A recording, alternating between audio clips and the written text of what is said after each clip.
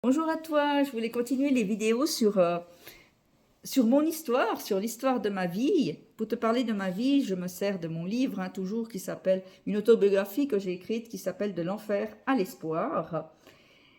Et comme je te disais, dans l'ancien épisode, j'étais dans cette communauté des béatitudes, cette communauté catholique où, voilà, au début je me plaisais beaucoup, et puis après j'ai commencé à me révolter contre beaucoup de choses. Je t'invite à écouter les autres vidéos, si tu veux savoir, si tu les as pas écoutées.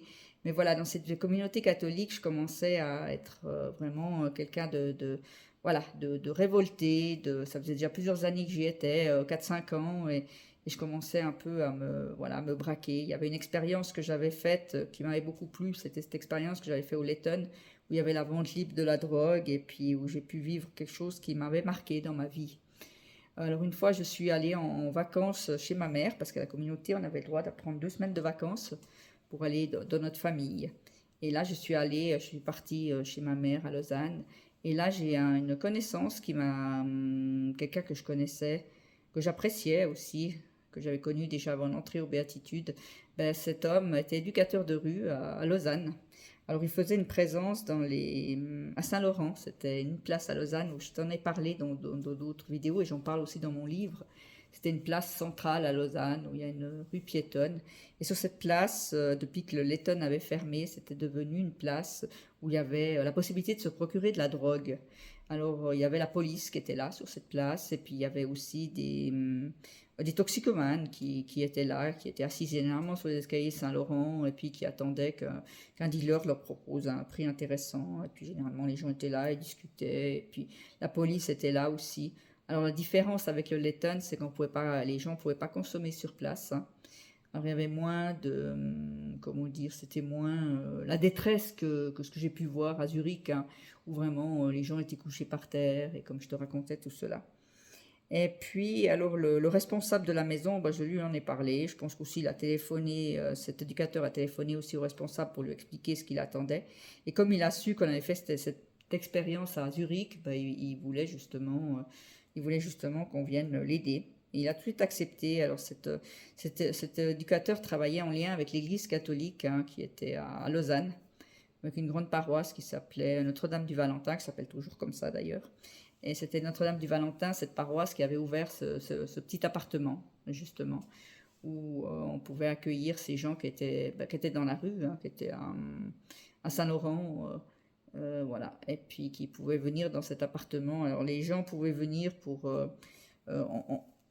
le principe de cette présence qu'on faisait, alors c'est que voilà, on les invitait à venir dans l'appartement, on les invitait à partager un repas avec nous, et puis après à faire une activité l'après-midi pour leur permettre de sortir de la drogue, et aussi, voilà, aussi leur proposer une autre alternative que la drogue, voilà, des solutions pour pouvoir essayer de s'en sortir, d'arrêter cette drogue. Il faut savoir que quand on se drogue à la drogue dure, comme l'héroïne, voilà, c'est quelque chose, c'est très difficile à arrêter.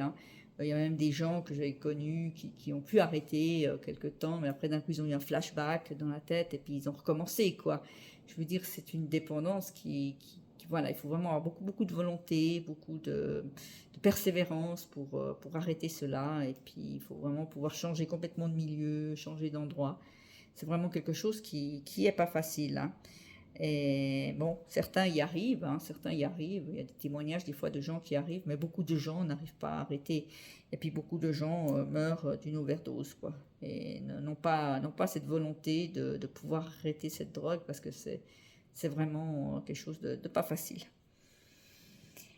Alors comment ça se passait concrètement, quand j'allais là-bas? Le responsable de la maison a été d'accord que j'y aille avec un frère ou une sœur de la communauté. J'y allais 2 jours par semaine. Mais la chose qu'il m'a dite, qui m'a choquée quand même, qui m'a choquée, parce que quand on allait à Zurich, on allait en voiture, on avait un appartement là-bas sur place, on pouvait loger. La communauté avait payé un appartement, avait tout, vraiment toute la structure pour pouvoir nous accueillir. Et là, on devait dormir à Betraïm, dans le centre, sur des matelas par terre. Et puis, il a dit, si tu veux aller là-bas avec quelqu'un de la communauté, tu peux y aller 2 jours par semaine, mais je veux que vous ayez allé en stop. Il voulait surtout pas qu'on dépense de l'argent voilà, de l'essence pour aller là-bas. À l'époque, le prix de l'essence n'était pas comme maintenant, c'était pas une question d'argent, mais c'était une question comme ça qu'il avait décidé. Alors, comme je t'expliquais aux béatitudes, on est obligé d'obéir, hein. On est obligé d'obéir aux responsables. Puis moi, j'étais trop contente de plus avoir besoin de vivre cette lourdeur que je vivais aux béatitudes, hein, comme je te disais, où j'étais tout le temps en contestation avec le responsable. Je t'invite à écouter d'autres vidéos si tu ne te rappelles pas de ce que j'ai vécu, hein, là-bas, voilà, dans l'état, dans l'esprit que j'étais. Mais j'en avais vraiment marre de cette vie communautaire, me pesait beaucoup.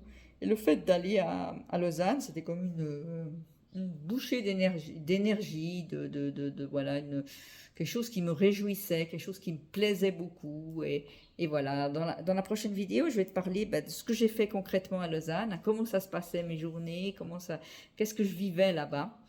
Et je voulais pas faire cette vidéo trop longue.